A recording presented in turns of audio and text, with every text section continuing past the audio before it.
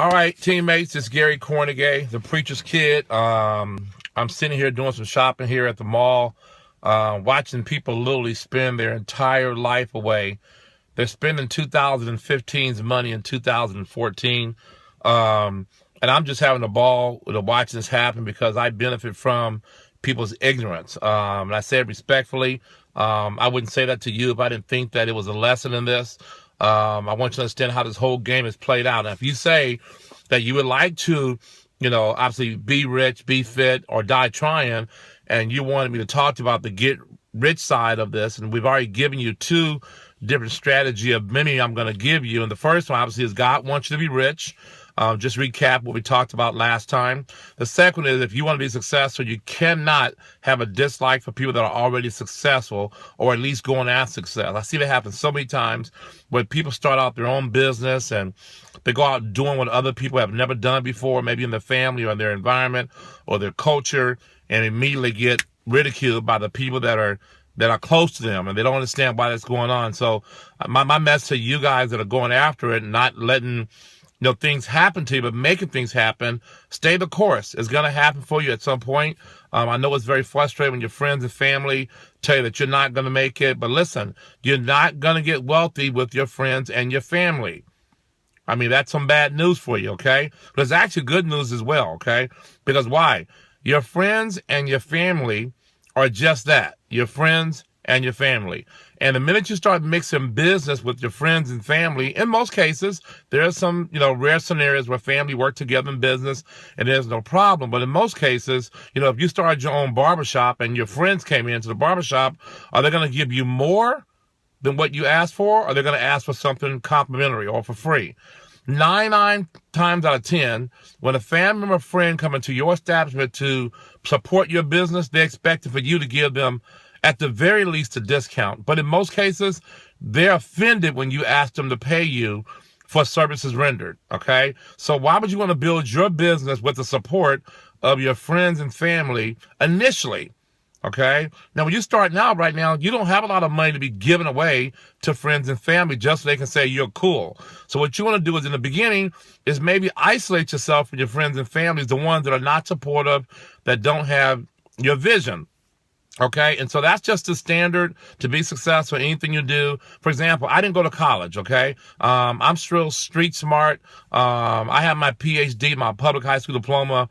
I do have my MBA, which is my mega bank account, but I didn't go to formal education. So guess what I didn't do when I decided, or when I discovered that that was not the way I was going to achieve my success? I didn't hang around people that were going to college. Okay, my friends were people that were actually got out of high school and went into the workforce right away, and then eventually either tried to start their own business and maybe failed at it, or just became good employees. But I didn't hang around people that were big on education, formal education. And I have tons of friends that went to college, graduated, are scholars, and we're buddies, we're friends. But in the beginning part, I didn't hang out with them, not because they were doing anything bad, or because they were better than me, or because I was better than them, but because I knew that we didn't speak the same language. And I knew if I was around them, it would make me feel uncomfortable, because once they started talking about things as it relates to formal education, I would be very docile in that environment. So I obviously went towards the path of least resistance. And it's the same with you as an entrepreneur, where if you want to become successful in your own business, you cannot hang out with people that are not achieving success, or not at least going for it. Are you with me? So if you're having a guy who's going to be in his job forever, you talk to him, you ask a question, hey, Bill, hey, Joe, hey, Mary, you ever thought about your own business? Oh, no, I would never have my own business. Why would somebody do that? That's unsecure. I like the job with benefits. Well, that person is entitled to their opinion. They're entitled to their opinion, and let them be entitled to their opinion. Okay? But other people's opinion of you does not have to become your reality. You're entitled to your opinion. Okay? So what you do is you find like-minded people that are entrepreneur-minded people that get it, and you spend time with them. You're going to get a lot of encouragement from them. Matter of fact, you'll get more support from them. When they come into your restaurant, your barbershop, or they use your services, they're going to actually probably give you more than what you asked for, because they understand the grind. They understand the price that's paid to become successful. Believe it or not, I've been in sales now for almost 30 years. I only make my income from, services rendered, whether it be through me or one of my actual business partners. And I have several business partners, somewhere like 500 or 600 business partners. So they're out offering services. Obviously, they're compensated very well. And I get a percentage because I'm the one that taught them how to do that, or indirectly or directly, okay? So I make all of my income strictly from offering services to the public. And these are needed services. I'm not going to get into what I do, all right? But I want to tell you something, all right? Most of the time when someone comes to me to try and sell me their ideal, sell me their services, I'm the easiest seller in the world. Now, don't call me, though, okay? But I am the easiest seller in the world because I respect the grind. When people door knock me and want to sell me something at my front door, I answer the door, and with respect, I bring them in most cases, and then I offer them something to drink, and I listen to what they're talking about, because you can always learn from everybody. But that's just me respecting the game and the price those people are paying when they go out and actually, do what they do.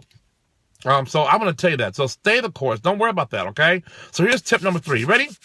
Here it is. Entrepreneurship is the best game in the world if you understand the system that we live under, the structure. If you understand the framework of the country that you live in. For example, I live in the United States. The framework that our system was built upon is called capitalism. Now, schools don't teach this. They don't teach capitalism. You know why? Because schools, they train employees to go work for corporations, and they're funded by corporations and the government. So those employees can be exploited at some point. So corporations, they basically buy employees wholesale and they sell them retail on the open market. It's totally legal, by the way, okay? Let me tell you why it's legal. Going back 300 or 400 years ago, when slavery was considered illegal, and that's where you actually hold a man or a woman against their will and make them work for you, and you have this abundant life, and they end up living in the back house, outhouse, no house. They get the worst health care. They get the scraps off your table. And they're literally slaves, okay, and they're held against their will physically. Well, somewhere between 1863, 1864, during the Emancipation Proclamation that was signed by Abraham Lincoln, a Republican, by the way, not that I'm getting political on you, okay, but Abraham Lincoln, the man who freed the slaves, was a Republican. But I want you to understand something. The game was written like this. The Bible says the borrower is a slave to the lender. And what the former slave owners figured out is that we got to stop holding people physically and start holding people financially. So they invented a card called the MasterCard, because when you swipe it, you enslave your future. You enslave your family. You enslave yourself. And there is no chains on your hands. There's no chains on your necks. The chain is now on your wallet, and the chain is on your brain. Schools put chains on your brains, tell you what you can't do. They always tell you what you cannot do. When you were actually in kindergarten, you were told by your teachers that you could do anything.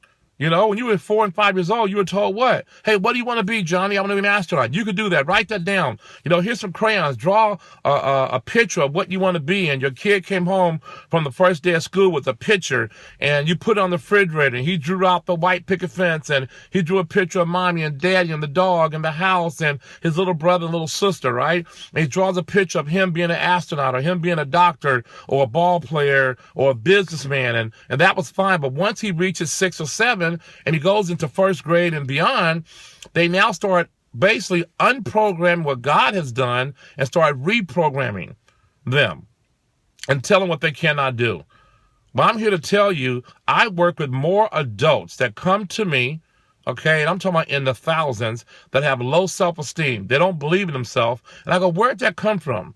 Like, why would you sit in front of me and say, I don't think I could do this? But then you go to a job and you tell the interviewer or the supervisor that what? I'm a team player. I'm a quick learner. I could do anything. I have time integrity. If you just give me a shot. But you don't tell the boss, I don't think I can do that. You don't tell the interviewer, because that's stupid. Why would you say something like that, right?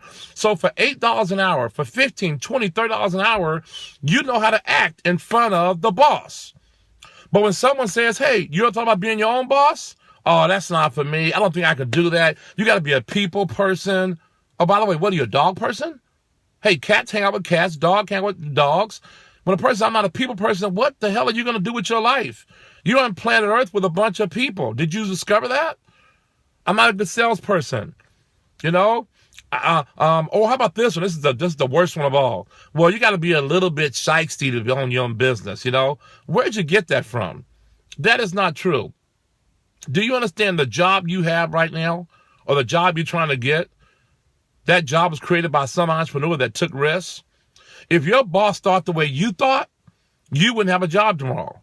If your boss said, you know what, you're right, I'm not going to take risks. You're right. I'm going to go close this business down, and I'm going to find me a job because I want benefits. I want a guaranteed paycheck every 2 weeks. If your boss thought like you wouldn't have a job. So it's amazing that you don't want to take risks, but you work for a man or a woman or an institution that's taking risks every day. See, folks, the definition of entrepreneurship is what? Taking risks daily. Calculated risks, of course. I don't mean something stupid. But when you actually go out there and you say, you know what? I could potentially lose my life savings in this business, but I'm willing to take the chance. Why? Because I'm going to die anyways. It doesn't matter. None of this stuff goes with me. Yeah, I'm sitting here in a $400,000 car. You know, when I pass away, if I have this car, which I probably won't, but if I have this vehicle, you know what my kids are going to do? They're going to put it on the front grass and put a little sign up that says, what? Best offer, right? Whoever comes around with the right money going to take the car. You know what my kids want to keep? Pictures. People fight over pictures. You ever notice that? You ever see somebody's house get burned down or affected by a storm or a hurricane or an earthquake or a fire or a flood? And you see those families when they go back to the rubbish where their house is just basically gone, it splinters, and they're crying when they see a picture. They go, oh my God, there's a picture. And they want the pictures. They want the memories, folks. People don't want this material stuff. Yeah, you know, I wear custom clothes, and yeah, I drive a nice car, and yes, I live in a nice neighborhood, but that don't make me. See, that's just how I keep score. That's just me rewarding myself for the hard work I put in, okay? But I can tell you this. Thousands of people are benefiting from the fact that I like nice stuff. Because I can't get nice stuff unless I offer a service. Get it? I can't have the lifestyle I have unless I offer a product or a service that's beneficial to somebody. And because I have more people that are benefiting from my services, I have more what? I have more money in my account. That's all that means. So when you work for somebody else, you're never going to be paid your worth. You can go give everything. I was a paramedic for 5 years. I saved lives. I've delivered babies. You name it. I've done it all in that particular field.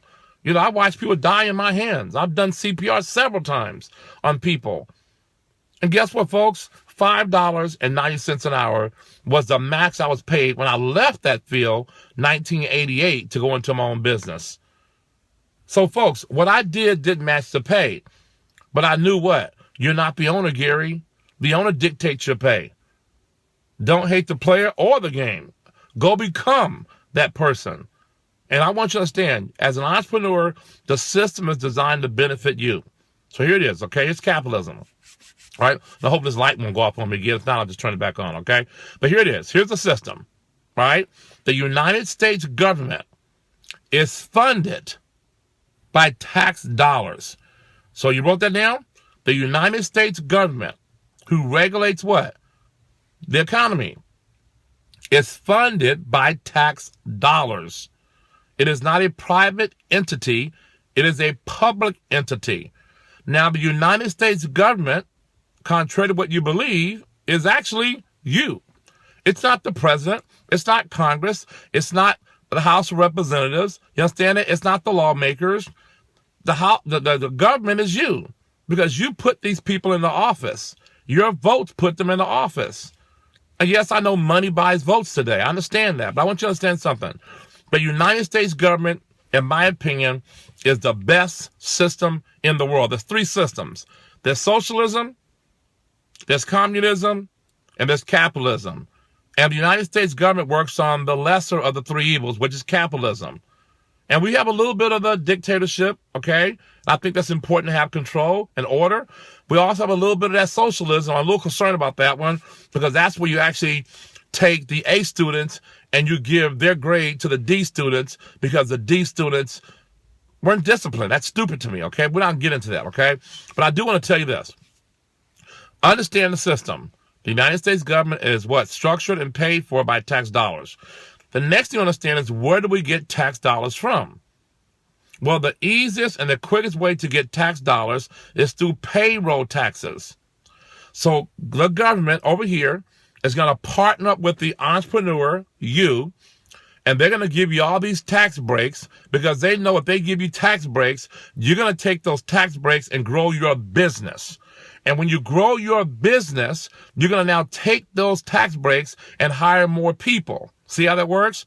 Making your business more efficient, making your business more competitive in the marketplace, and giving you all these subsidies so you as the entrepreneur can have a better life, because if they give you more money, you can employ more people.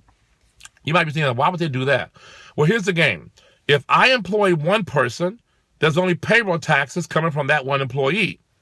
And payroll taxes fund what? The system. And that's just one thing. We'll cover more in a second, okay? But also, too, if I employ 50 employees, the government can what? Tax those 50 employees. See that? They don't want my one check from my income. If I make $10 million a year in my own business, you think they would hit me the hardest? No, they're not going to hit me. They're going to hit my 3,000 employees. Okay, why? Because my 3,000 employees are going to pay taxes every week, every 2 weeks. And the government says, Gary, you are what? The owner. We would like for you to take out of Joe's paycheck before he gets his hands on it, because we don't trust the employee. He's a liability to the system. He's not an asset. Take out his paycheck through payroll taxes and hold that money in your account for a complete year.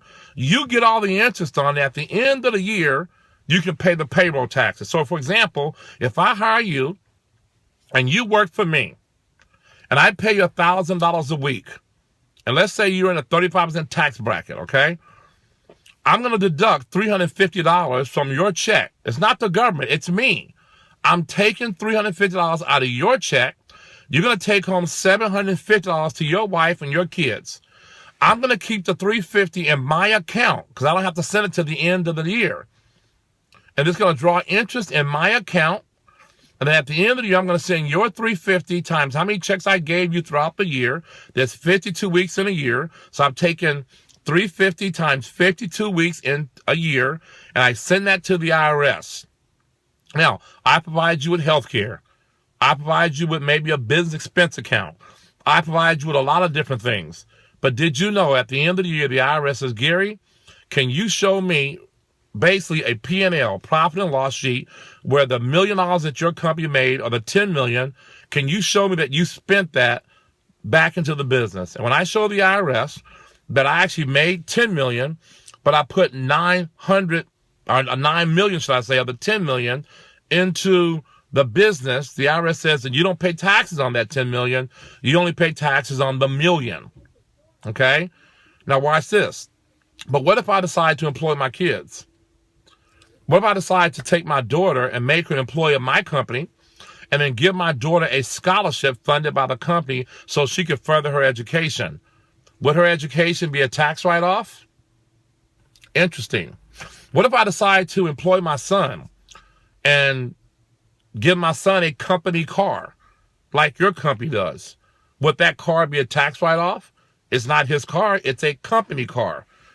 His boss happens to be his dad. What if I employ my wife and we go out to dinner tonight and we talk about our business, which we do all the time? Would that dinner be a write-off? I am having a meeting with my business partner, who happens to be my wife. See, folks, when you understand how the government works, it's not to punish the entrepreneurs.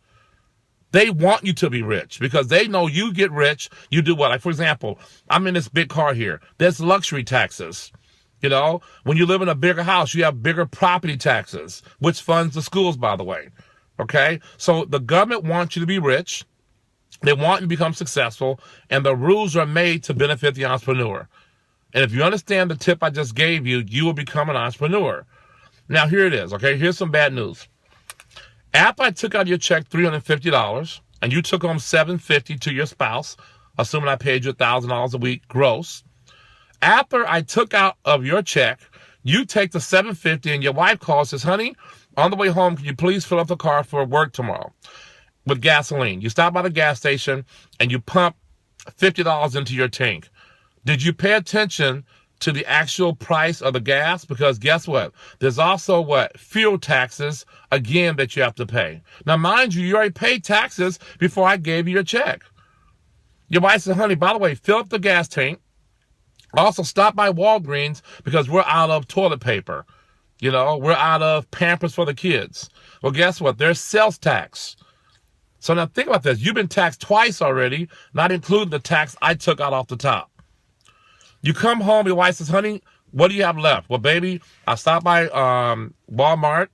I also stopped by the gas station. I got some gas as well. So, okay, great. Give me the checks. So you give your wife what's left over. Let's say you have left over $690, all right, after you put gas in the car and stop by and get some toilet paper. Your wife takes the $600 and says, okay, honey, it's time to pay the bills. So now she pays your cell phone bill, right? She pays your electric bill, your gas bill, and your home phone bill, and your cable TV bill, right? Because bills have to be paid. Look at the bill, folks. There's utility taxes on the same exact bill. You've been taxed again. That's your fifth tax. Then go on. Your wife says, honey, okay, it's time to pay the mortgage, right? Guess what? You have property taxes embedded into your mortgage. You just paid taxes 6 times. Folks, you say, well, I'm going to start saving money. I want to send my kids to college. I'm going to put money in investment, which I think you should do that. But guess what? There's capital gain taxes. Because you put in $50 a month for your junior to go to college, and all of a sudden $50 a month, $600 a year, you make a profit of 10%. Let's say you have a profit of $60 on your $600. Well, that's what? That's a capital gains. You pay taxes on that $60. Folks, what I'm telling you is the biggest pimp game in the world. Okay, I know I used a really tough word there. The biggest pimp game in the world is an employee. That's right, folks. Slavery is still alive. Slavery is still going. As a matter of fact, it's now even better because why? No one is thinking it's slavery. It's called debt. It's called debt. And it's not based on skin color anymore. I do believe there is some racism that still exists. We see it all the time. But folks, there's classism. You understand that? There's classism. Think about this, folks. During the Great Depression, so 6, 7 years ago, in 2000, it started in 2007.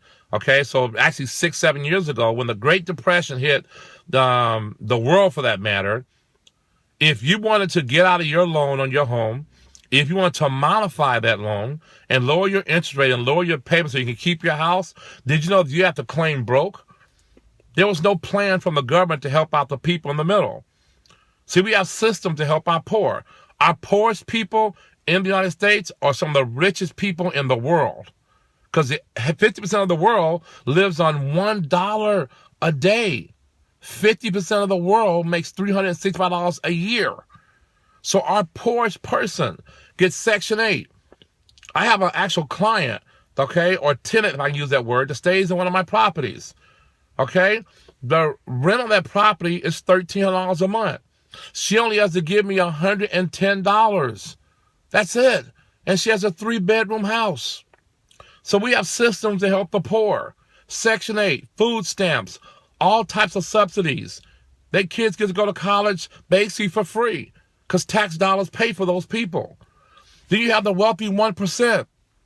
They don't need our money, right? Because they're the ones that create the money supply and they control it.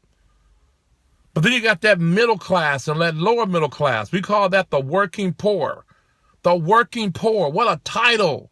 You get up at 5 o'clock in the morning to be to work at 7 o'clock in the morning, to get back home at 7 o'clock at night. And at the end of the month, you have more month left at the end of your money.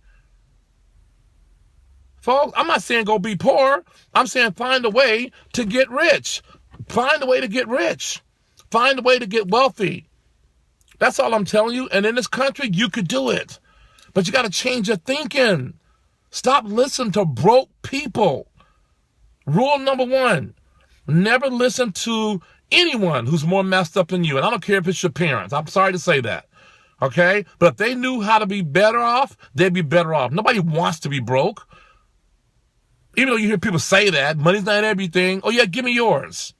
Why are you always asking for it? Why are you always complaining about it? And money is not everything, but it's right there next to air, right? You ever lost some money? You ever misplaced some money? It could be $5. What happens to your energy? Does it go up or does it go down? Do you get a little angry, upset, frustrated? You lost $10. Do you go, it's just $10? You do what? You tear the house up for that. Folks, I dropped a quarter on the side of my seat one time, and I had to pull over. I'm looking for that quarter. You know what I'm talking about. I want that quarter. So what I'm telling you is money is not everything. It's just how we keep score. So my advice to you in the last 25 minutes, go start your own business, okay? Don't quit your job, okay? Do what you got to do. Get that paycheck, and then take that paycheck and fund your own business. America wants you to be an entrepreneur. We're getting our butts kicked right now by China. Because why? We have no entrepreneurs. Schools have beat up entrepreneurs. Schools have talked down about entrepreneurship. School teachers are telling kids, go to school, get an education, get a good job. But you can't get a good job if there's no job. You be telling kids, go to school, get an education, start your own business. Whatever happened to that? That's what made this country great. Somehow we got off track. So do what you need to do. You're going to make it happen. I'm here to help you. You're not going to fail. You're not going to fail. I will not let you fail. I'll see you at the top because the bottom is too crowded, baby. It's too crowded. Let's go. We can make this happen. Our family is dependent on us. Our country needs us. The next generation needs us to win. Go freaking win. And stop following me on Facebook if you ain't going to follow my directions. Go win. Stop making excuses about your skin color, your lack of education, your financial situation. Stop using God as an excuse. God has nothing to do with broke. He has nothing to do with struggling. He don't condone it. There's nowhere in the Bible where he says you have to be broke. Mother Teresa, one of the most meekest women on planet Earth, was known for being around the poor and living amongst the poor and spending time with the disenfranchised and work with the sick and the needy and the shut-in. When she died, she was worth $500 million, and Mother Teresa had her own jet, and she had people working for her on payroll. Get that out of your head that you have to be poor to be a Christian. There's nothing in the Bible that says that. And if there's any pastor, priest, or any spiritual leader, call me up and tell me where in the Bible it says it's okay to be broke. It's not okay to be broke. You understand when you're broke, you're vulnerable, you take shortcuts. The most honest person starts thinking about stealing and cheating on their taxes. See, folks, you could win. Go win. You could do this. Call me if you want to win. Facebook me if you want to win. We'll find a way to make it happen, okay? I love you, and I'll see you at the top. God bless you. Bye-bye.